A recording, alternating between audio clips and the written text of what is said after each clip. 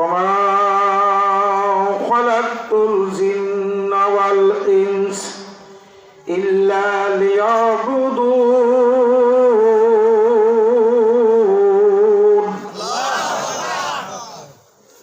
আল্লাহ পাক রব্বুল আলামিন বলেন, এই মাত্র কেবল মাত্র আমি আমার বান্দাকে বানাইলাম আমার ইবাদতের জন্য, আমার গোলামি করার জন্য। কারণ আমি রব আমার বান্দার, রব বান্দা আমার গোলাম।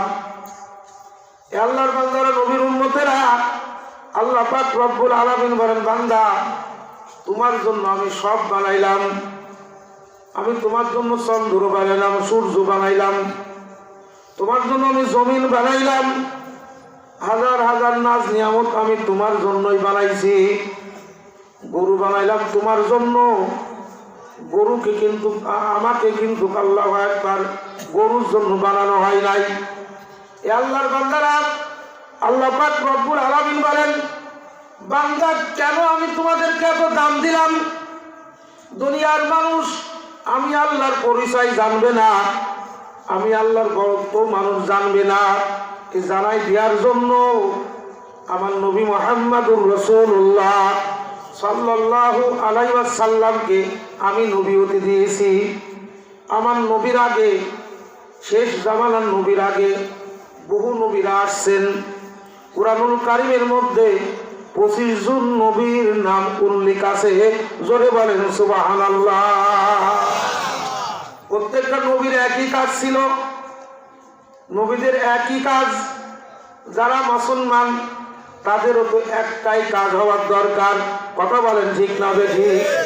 আল্লাহর বান্দারা, নবীর উম্মতেরা, কাফের নাস্তিকেরা ইসলাম যাতে দুনিয়ায় জাগৃত হইতে না পারে, ইসলাম যাতে প্রসার হইতে না পারে, তামাম দুনিয়ার কাফের নাস্তিকরা একতাবদ্ধ হয়েছে, মুসলমানের বিরুদ্ধে স্লোগান দিচ্ছে। এ আল্লাহর বান্দারা, নবীর উম্মতেরা, আল্লাহ পাক রব্বুল আলামিন যতদিন আসমান ঠিক রাখবে, যতদিন জমিন ঠিক রাখবে, এতদিন আল্লাহর কোরআন দুনিয়ায় থাকবে। সবাই বলেন সুবহানাল্লাহ। কোরআনের বিরুদ্ধে তাম দুনিয়ার মানুষ যদি একত্রিত হয়ে যায়, এই কোরআনের বিরুদ্ধে স্লোগান দিয়ে কোনো লাভ হবে না। বরঞ্চ যারা কোরআনের বিরুদ্ধে, হাদিসের বিরুদ্ধে, ইসলামের বিরুদ্ধে স্লোগান দিবে, তারাই আজ হোক কাল হোক দুনিয়া থেকে ধ্বংস হয়ে যাবে। ভাইরা, বহির্বিশ্বের খবর নেন, এমন সপ্তাহ নাই ইহুদি খ্রিস্টানরা কলেমা পড়ার জন্য লাইন ধরতেছে। ধরে বলেন সুবহানাল্লাহ। তারা বড় বড় শিক্ষিত। এই যে বিশ্বকাপ খেলা হলো কাতারে, এই কাতারে মুসলমানদের আযান শোনার পরে 1000 কাফের কলেমা পড়ে মুসলমান হয়ে গেছে। ধরে বলেন সুবহানাল্লাহ। আমেরিকার মধ্যে সবচাইতে যে বড় গায়িকা ছিলেন, যে নায়ক ছিলেন, নায়িকা ছিলেন, ছোট্ট একটা ছেলের কণ্ঠে আযান শুনে কলেমা পড়ে মুসলমান হয়ে গেছে। ধরে বলেন সুবহানাল্লাহ। এখন সে মহাগ্রন্থ কুরআনুল কারীম তেলাওয়াত করে।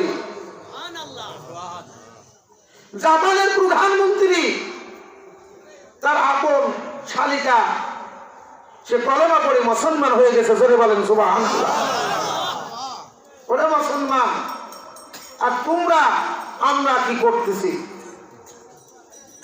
কয়েকদিন আগে দেখে বাংলাদেশের জমিনে বিশ্ব ইজতেমা হয়ে গেল এক পর্ব, লক্ষ লক্ষ মানুষ।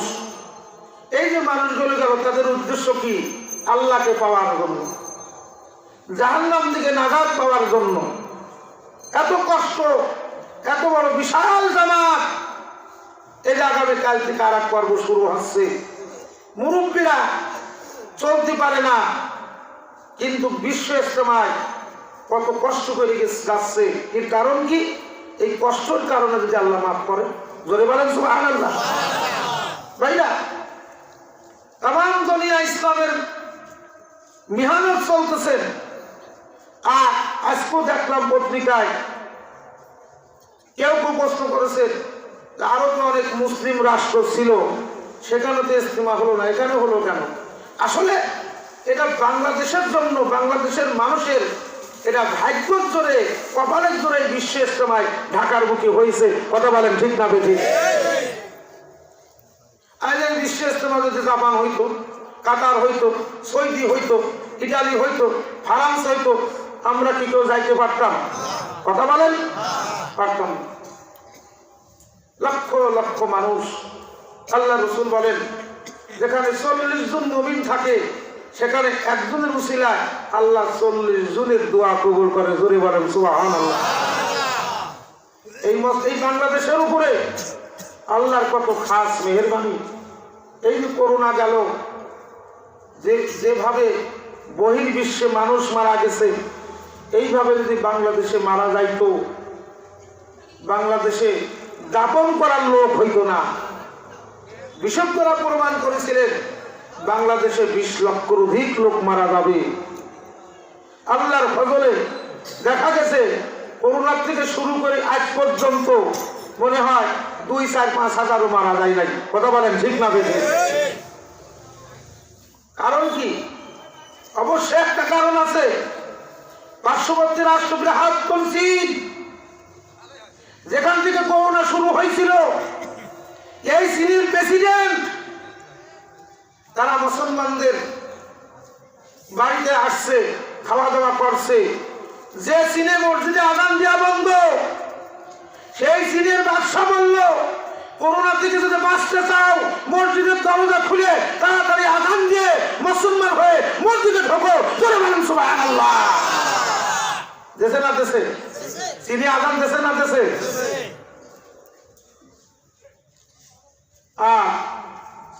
বাংলাদেশের মসজিদে আযান বন্দর পাইকারা চলতেছে। আপনারা সংবাদ শুনেছেন?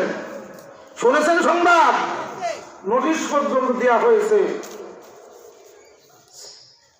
যে আযানের আওয়াজ এত জোরের দরকার নাই। জিনেভা যাহারা দিয়েছেন, মসজিদ কমিটিরা প্রতিরোধ করেছেন, আযানের আওয়াজ আসতে হবে না। আল্লাহ রসুল বলেন আযানের আওয়াজ যত দূর যাবে এত দূর শয়তান থাকতে পারে না।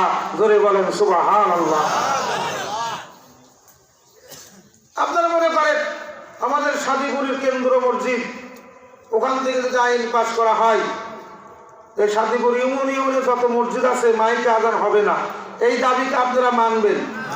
আর একটু জোরে বলেন, মানবেন না। গানের জন্য পারমিশন নেওয়া লাগে না, যাত্রার জন্য পারমিশন নেওয়া লাগে না,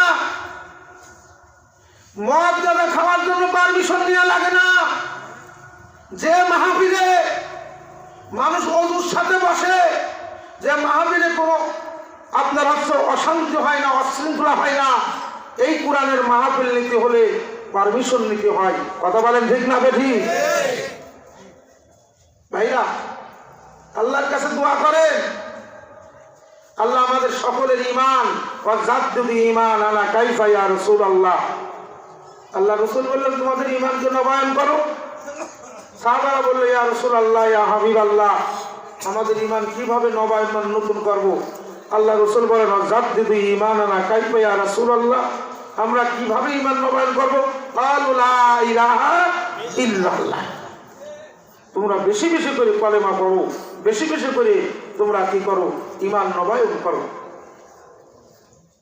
আল্লাহর বান্দারা আজ অধিকাংশ যুবক